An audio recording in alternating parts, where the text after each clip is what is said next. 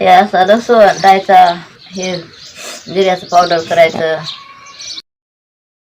बारीक खोबरं, बारीक कांदा. आता हे तळायचा गवाळी.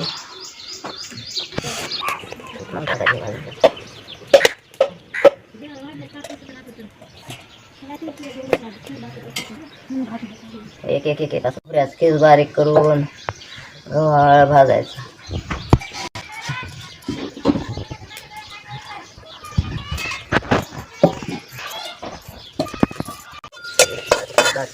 असं खोबरं भाजून घ्यायचं छान.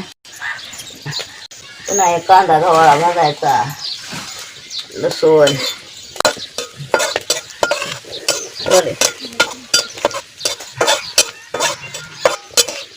कांदा भाजून घ्यायचा.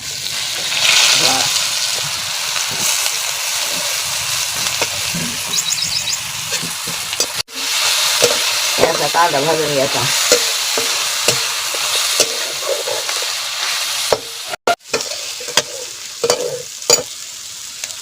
याचा लसूण टाकायचा, भाजायचा मर्दून लसूण.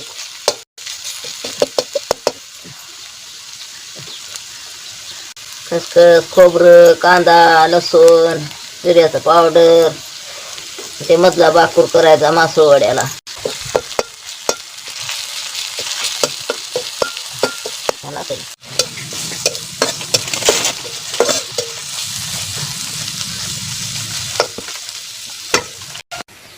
असा गव्हाळा कांदा भाजायचा.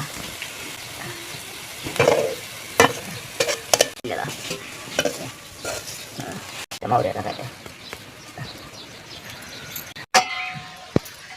हळदीचं पावडर,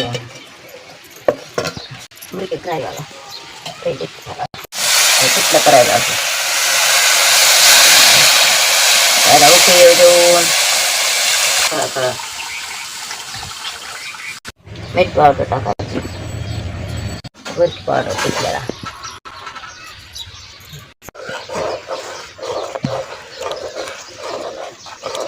चांगला असं हटायचं, गदगद शिजवायचं, एक गाठ होऊ द्यायची नाही.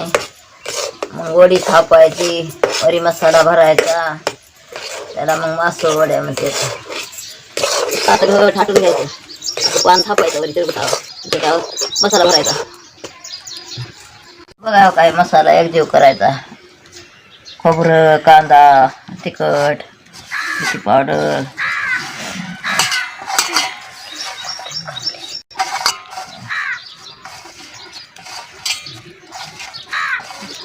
खसखस नाही खसखस, खसखटीचं पावडर, चिरकुट वरं करायचं.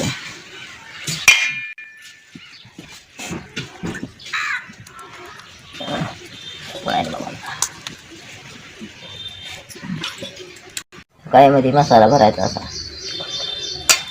काय काय अशी वडी करायची. काय का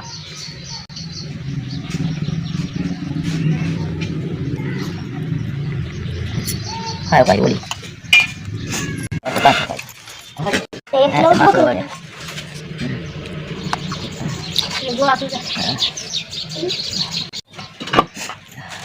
काय असा इकडे बघा, अशा चिरायच्या आणि लेकराला अशा खार असं. त्या हॉटेलमधलं शिळं पातळ असतंय, माझा हॉटेल म्हणलं की झालं. हे असं घरी करून द्यायला कुठलं ऐकायला असं जवाच्या तवा.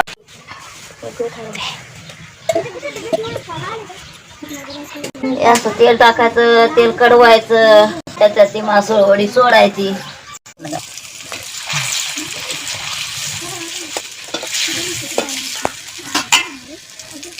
काय अशा मासोळ वड्या करायच्या, तळायच्या, लेकरा खायला कुठे द्यायचं.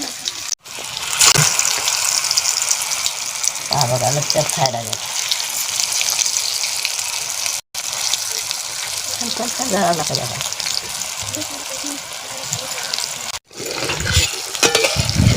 मला वाटतं हॉटेलचं, माझा हॉटेलच्या पत्ता हे घरी केल्याला ऐकत नाही. हॉटेलचा दुर्गण वास सुटायला ना. हे सावधानीच्या तेलात खमंग लागते, वास येत नाही, खायला खमंग लागते.